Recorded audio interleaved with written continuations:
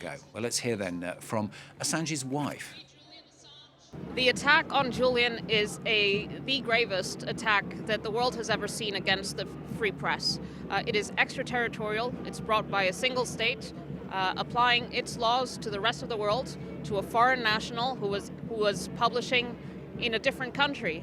So basically it's a declaration of universal jurisdiction over the press, where one country claims that it has the power to restrict not just journalists' ability to do their work, but the public's right to know all over the world. Julian Assange's wife there talking to our correspondent Benedicte Paviot, and we're going to talk to Benedicte now. In fact, she's outside the Royal Courts of Justice for us. Benedicte, it could be a crucial day today for Assange, couldn't it?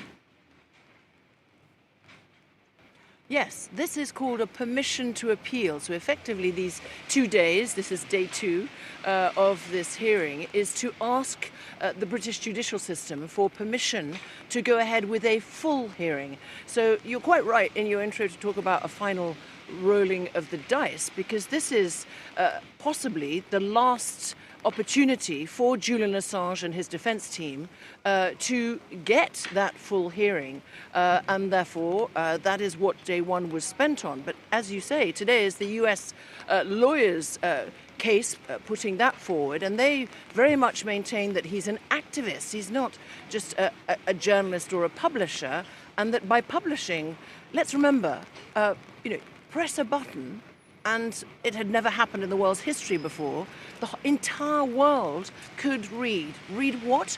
Over 700,000 ultra-secret, top confidential, military, diplomatic also files of all kinds, American files, and they say that this endangered also the life of informants whose lives should not be put at risk. And this is why they want him extradited as soon as possible. Well, as soon as possible, of course, this all kicked off 13 years ago.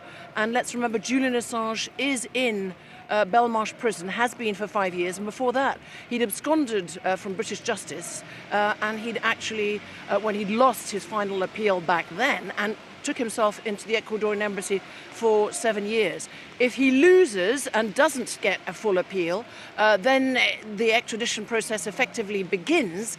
But we know from his defence team that what they'll do is that they will apply to the ECHR, the European Court of Human Rights. If he wins, then pause, because the whole system means that he then has other avenues, which he currently doesn't have, in the British judicial system. So all to play for, very high stakes indeed here. So, Benedicte, we're expecting today the US government to set out its case. Do we know exactly what they're likely to say? Yes, very much, that he must be extradited. They want... look, this all started under the Obama administration. It continued under the Trump administration. Indeed, what the defense lawyers yesterday of Assange were saying, that the CIA had plotted to kidnap him and murder him, assassinate him. And the US is very much saying, and they will be presenting this case today, is that they will say, look, we've given assurances that he will be treated in a fair way, both in his trial, and, he'll not be condemned to 175 years prison, as the defense legal team are saying. He will possibly get 4 to 6 years. All of this is unknown. But basically, the US lawyers will be very much putting forward the reason for an immediate or as soon as possible extradition.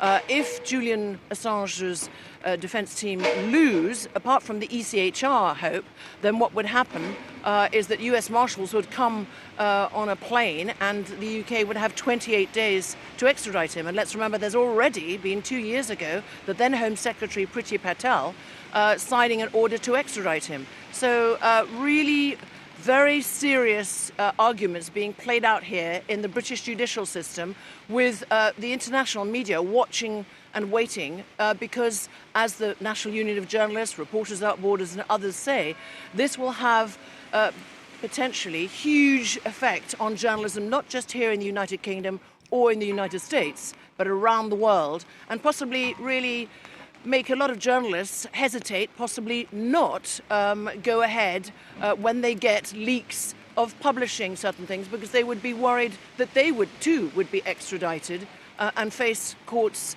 elsewhere in the world. So, yeah, we'll watch, we'll wait and see if there are any new arguments from the US team. Benedicte, thanks very much. Benedicte Paviot, our correspondent, talking to us there from London. Hopefully she'll manage to get out of the rain.